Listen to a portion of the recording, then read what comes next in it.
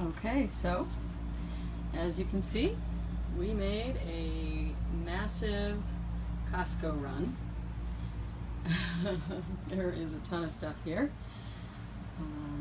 and I now have to. Hey everyone, if you are new to New Mexi-Cast, let me introduce myself. I'm Rosalinda Roman. I live on a 45-foot sailing catamaran with my family, which is made up of 3 kids and my husband and our German Shepherd puppy. She's about 7 months old now, 8 months. And we are on the last day of preps before we finally make the crossing to the Bahamas. We've been preparing for a while. We had a lot of things that stood in the way of us actually making the crossing and getting going anywhere. Like a hurricane and a fire on the boat next to ours, and we had to have some things like our sail and sail bag redone. But we're back on track. We've been spending this last week working our butts off to get everything prepped so we can go on a long journey. The goal is to head to the Bahamas. We will check in at a place called Green Turtle Key in the Abacos, and then go to one of our favorite places in the whole wide world, Hope Town, where we have family, well, not family, they're like family. We have friends. And we are also bringing our babysitter from here, Allie, is going to come with us until she has to start school in January. So we'll have her for about a month from today. So tonight's supposedly the night. We've been waiting for a weather crossing. We are super excited to get going. Nervous as can be, and just trying to really think of what needs to be done last minute. One of the biggest things was putting in the water maker, and at some point I'll share that here as Nathan walks me through what we do. Hey guys, hey Karina. Yeah, it should be exciting. We're nervous. There's a lot to think about, and I'm going to turn it around so you can see my groceries, because that's exciting. So basically we're prepping for a long trip, and I belong to a group for sailing kids that families that live on boats with kids, and I posed the question yesterday. Hey Nancy, I posed the question, what would you bring if you were making one last Costco run before losing sight of the shore? And there were great suggestions from a lot of the families. Let me show you a few of the things. One was cheese, Parmesan cheese, which my kids go through in the bucketfuls. Nutella, huge. Obviously we do pasta a lot. More Nutella. Nuts, canned, lots of cans like tuna, chicken breast. We got like some cereals. I got these space bags because I can hopefully conserve my space. More Parmesan, more nuts, you get the picture, obviously paper products. How long does it take to get? For us, we are a sailboat, and we will move slowly. We're not a powerboat, so I mean, we do have engines, and we'll probably be under motor sail most of the time. The intention is to leave tonight, like at 2 in the morning, and then head out to sea, and the hope is to take about 12 hours before we make landfall. And when I say landfall, it's just a really shallow area called Memory Rock, where we can kind of regroup, because you don't want to make landfall in the Bahamas in the nighttime. You need to be able to see, because once you get to the Bahamas, everything is very shallow. Our boat has about a 4-foot draft, which means how deep it is in the water. So we can go a lot of places that a lot of like monohull sailboats can't. But anyway, so we just have to be careful to arrive during the day and make sure to be able to see any obstructions or anything that's low-lying. I wanted to talk groceries really quickly, because I sent, Miss Allie took the dog and the kids off the boat. Nathan's running a bunch of errands. And my job to use my superpower of packing and fitting things anywhere. All this stuff that you see here has to be put away, obviously, before we actually sail. And this is our pantry. Almost already totally full. This is the beverage pantry underneath the floor. Also almost totally full.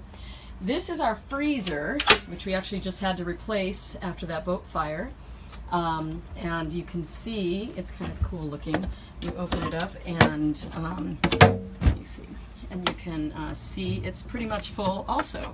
So this is the freezer. We're gonna have to take the ice out of there and put stuff like, I have butter, which has to go in the freezer. I have to put milk and stuff like that in this. This is our fridge over here.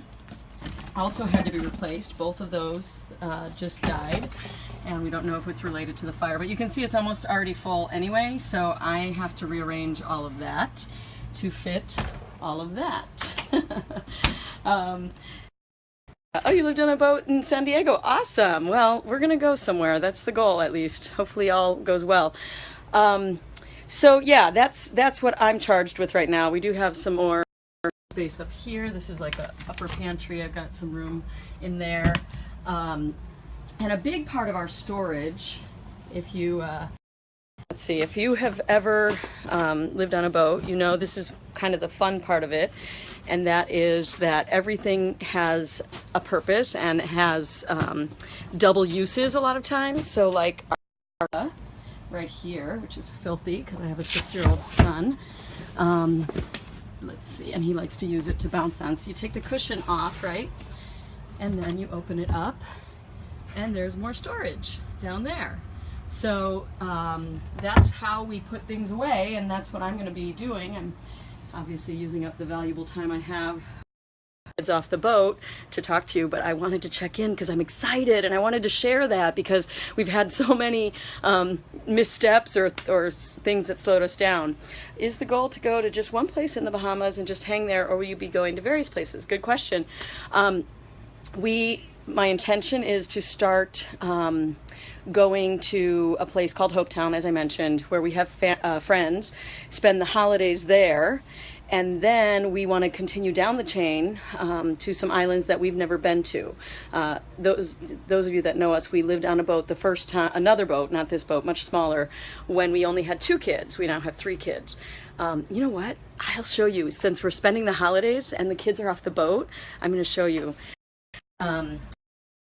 I had to prepare for the holidays. We celebrate Hanukkah. So this is the kids' room. See, you can tell all the kids' stuff. There's Ziva's.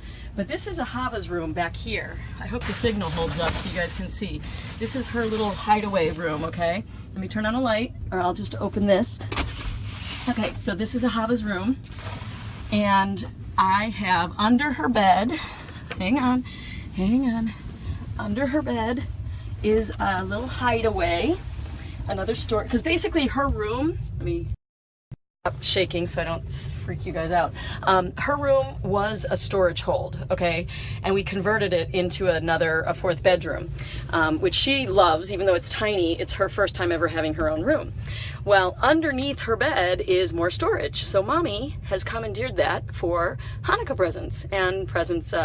Allie, our babysitter, is Christian, so we'll do some Christmas stuff for her as well. So let me see if I can turn this around. Let's see. There you go. See?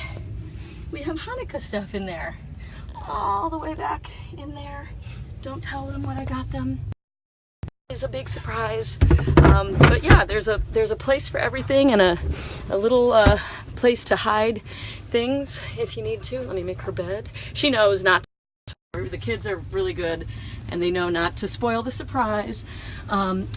Oh, so let me get out of here. But now you can actually see the room. Look how cute that is. Isn't that super cute? Hava's room, and then over here I'm in Ziva and Samuel's room, and I'll turn it around really quickly and show you the room. That's where she'll be staying. And yeah, so I think that's enough for now. I really have to get to work. I probably only have about 20 minutes before they come back, and I got to get all this put away. So I hope you guys are awesomely well, preparing for your holiday adventures, and probably once we set sail, not probably, we will be out of touch, but I'll record little videos like this to upload down the road. So if you guys want to follow our adventures, just subscribe here to New Mexi-Cast. Awesome. Take care, you guys, and I will talk to you soon. Love you guys. Bye.